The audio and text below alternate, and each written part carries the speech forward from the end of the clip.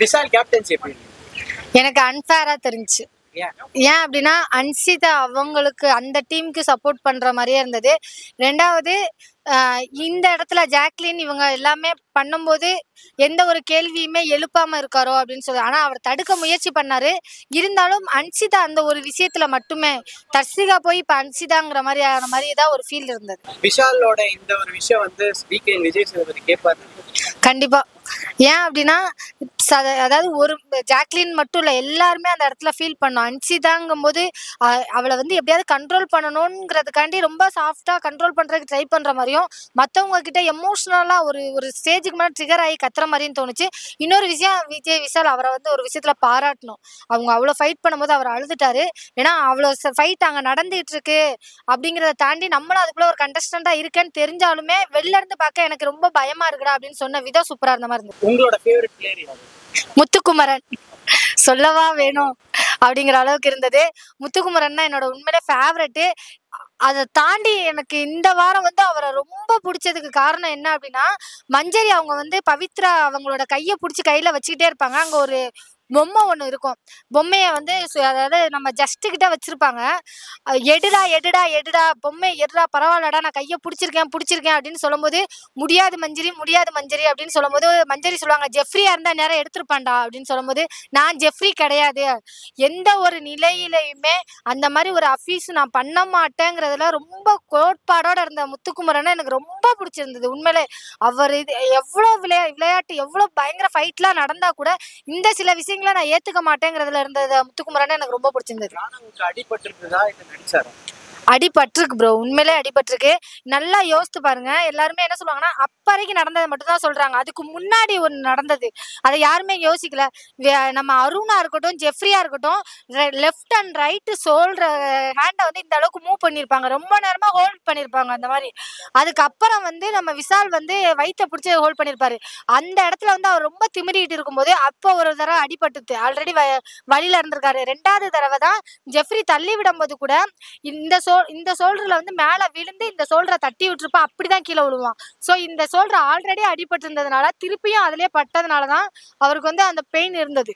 எனக்கு இதுல ரொம்ப வருத்தமான விஷயம் என்னன்னா, சௌந்தர்யா அவங்க பேசுனது சத்தியமா ஏத்துக்கவே முடியல. மத்தவங்களாவது சரி ஐயோ நம்ம அது ஃபீல் தப்பா பேசிட்டோமேன்னு சொல்லி ஃபீல் பண்ணாங்க. ஆனா சௌந்தர்யா அந்த மாதிரி பண்ணவே இல்லை. அவங்க அப்படி பேசுனது ரொம்ப தப்பு நான் நினைக்கிறேன். கடைசி வரைக்குமே நீ அந்த மாதிரி இருந்ததுனாலதான் நான் யோசித்தேன். ஸோ அப்படிலாம் ஒரு ஆட்டிடியூட் காட்டினா அவங்க நடிக்கிறாங்கன்னு தான் கடைசி வரைக்கும் நீங்க இருப்பீங்களா அப்படிங்கிற மாதிரிலாம் தோணுச்சு. அண்ட் விஜய் சேதுபதியோ ஹோஸ்ட் பண்றது எப்படி இருக்கு? எனக்கு ரொம்ப பிடிச்சிருக்கு. ஆனா இன்னும் நிறைய கேள்விகள் கேட்கணும்னு நினைக்கிறேன். டிஃபரெண்ட் ப்ரோ, அவர் வேற ப்ரோ, இவர் வேற. இவர் வந்து எப்படின்னா எல்லாத்தையும் தட்டி கொடுத்து சிரிச்சுக்கிட்டே அடிச்சு தாக்கணும்னு நினைக்கிறாரு ப்ரோ. ஒவ்வொருத்தவங்களுக்கு ஒவ்வொரு ஸ்டைல் இருக்கும்னு நினைக்கிறேன். ரெண்டாவது எனக்கு லாஸ்ட் டைம்லலாம் அருண் அவ்வளோ கேள்வி கேட்ட விதம்லாம் எனக்கு ரொம்ப பிடிச்சிருந்துச்சு. என்னன்னா இந்த இடத்துல கமல் சாரா இருந்தா கண்டிப்பா ரெட் கார்டு தான் அருணுக்கு கொடுத்துருப்பாரு. ஏன்னா ஒரு கோஸ்ட்டை வந்து உள்ள வந்து தப்பா பேசியிருக்காரு. அவர் பண்ற விதங்களை வந்து அவ்வளோ தப்பா பேசியிருக்காரு. ஆனா வேற ஒருத்தரா இருந்தா கண்டிப்பா ரெட் கார்டு கொடுத்தோ இல்லை ஏதோ ஒரு விதத்துல வந்து இது பண்ணிருப்பாங்க. அந்த மாதிரி எதுவுமே விஜய் சேதுபதி அண்ணா பண்ணல. அதுவே ஒரு பெரிய வித்தியாசம்னு நினைக்கிறேன். ஃபர்ஸ்ட்ல ஸ்டார்ட்ல இருந்து மொக்கையா தான் போச்சு ப்ரோ. உண்மையை சொல்லணும்னா விஜய் சேதுபதி அண்ணா அந்த சாட்டர்டே சண்டே வர்றாருல, ஆக்சுவலி முன்னாடி வந்து சண்டே மட்டும்தான் கொஞ்சம் ஹெவியா இருந்தது, சாட்டர்டே நார்மலா தான் இருந்தது. இப்போ போக போக சாட்டர்டே சண்டே மட்டும் பார்க்குற மாதிரி இருந்தது. இப்போ இந்த டாஸ்க்ல தான் ரொம்ப ஹெவியா இருக்க மாதிரி இருக்கு.